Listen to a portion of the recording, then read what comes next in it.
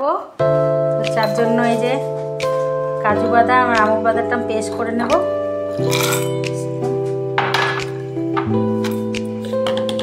আর এই যে গুঁড়ো দুধ নিয়েছি, কাস্টার্ড পাউডার, এলাচ গুঁড়ো, দুধ আর হচ্ছে মিষ্টি গুঁড়ো আর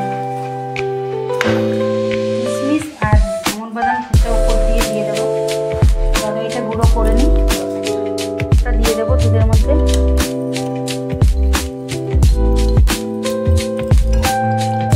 যে যেরকম মিষ্টি খাবে সেরকম দেবো।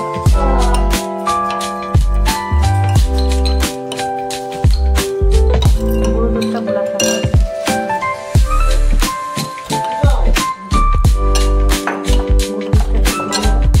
কাস্টার্ড পাউডার দিয়ে আর এটা দিয়ে একটু গরম জলে একটু গুঁড়ো করে ভালো হবে।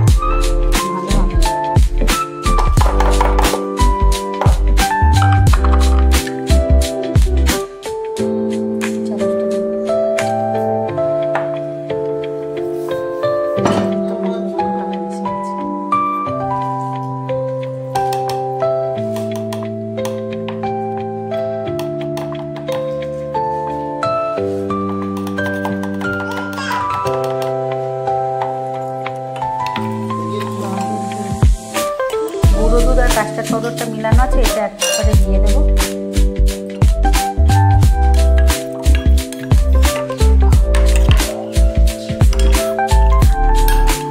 এবার দেবো আমি কাজু বাদাম আর আমন্ড বাদাম পেস্ট করেছি, সেটাও দিয়ে দেবো।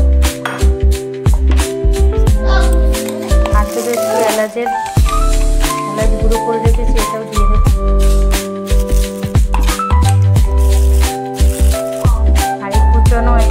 কিশমিশ আর বাদামটা দিয়ে দেবো।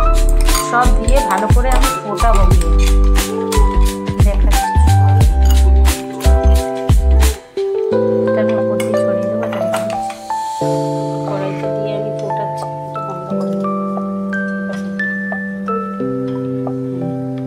এটা ভালো করে ফুটবে যাতে ঘন ঘন হয়, তারপরে আমি ঠান্ডা করে ফ্রিজে দেবো। ঘন পরে আসছি, সুন্দর ঘন হয়ে গেছে। আমি আবার একটু গুঁড়ো দুধ দিয়েছি। এবার ওটাকে বসাবো।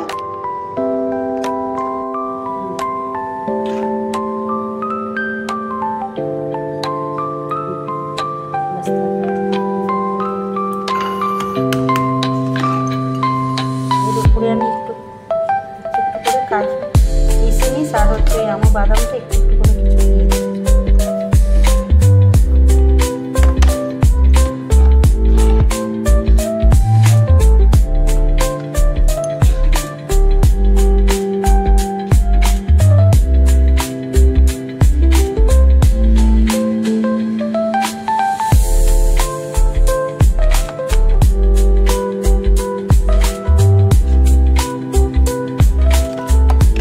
কত সুন্দর দেখতে লাগছে, কালারটাও খুব সুন্দর হয়েছে।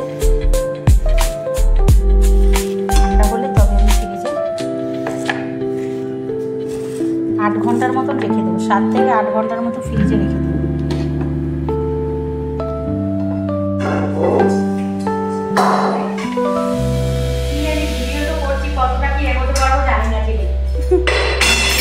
দেখুন বন্ধুরা, 4 ঘন্টার মতন প্রায় হয়ে গেছে। দেখুন খুলে দেখছি যে কীরকম হয়েছে আইসক্রিমটা। দেখুন পুরো বসে গেছে, কি সুন্দর হয়েছে, দেখতেও কত সুন্দর হয়েছে।